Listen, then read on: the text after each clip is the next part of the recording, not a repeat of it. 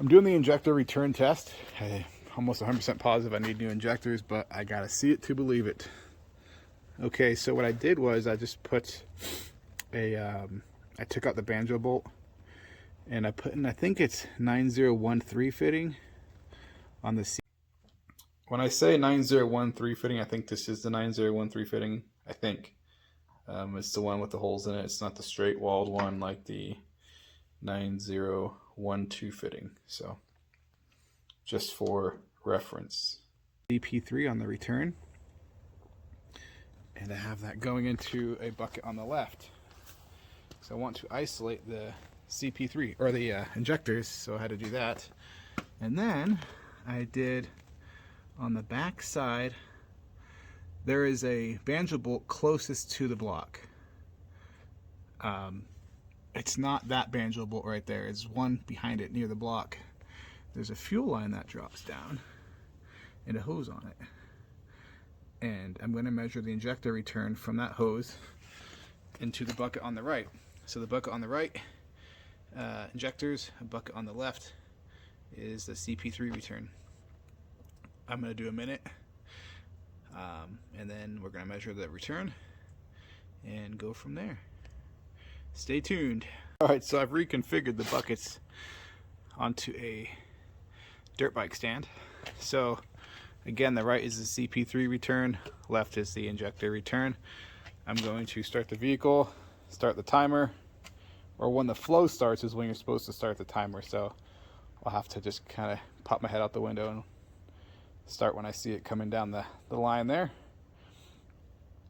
And I have to have I can't record it because I'll be using my phone as a stopwatch. So stay tuned.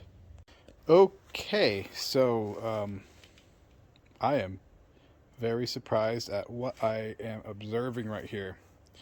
The bucket on the right is the CP3 return. This is the bigger hose. It is hooked up right here.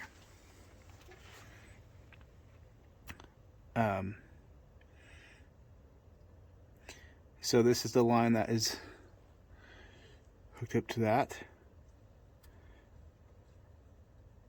I'm just kind of shocked. I have about 700 mils of return liquid in 48 seconds. So the pump is returning. Let me put the phone down for 1 sec. All right, so that's how much I returned. So yeah, I'd say it's over 700 mils, over 3/4 of a liter from the CP3 in 48 seconds. Okay, so everything that was in the CP3 return cup I put back in the tank. I don't know, that was weird. I got no injector return. Somebody said if you unplug the fuel control actuator, it'll bump up the rail pressure and you'll get a more accurate reading that way. So I'm going to try that. Alright, this time I'm going to film it. Okay, this time I'm going to film the whole thing. Zoom out.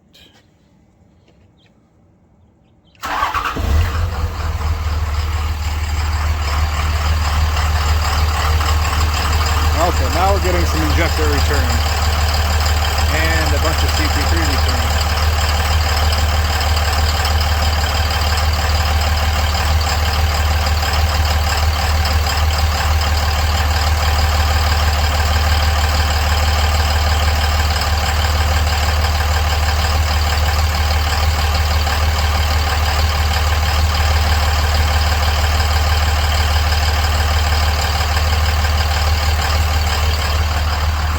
I got to get ready to turn off the truck because I'm about to overflow. I think that was about 45 seconds. So I stopped the test because let me just plug in the fuel control actuator before I forget, which I probably won't, but do it anyway. Okay, rock on. Okay, so I can tell you already that's about 400 mils.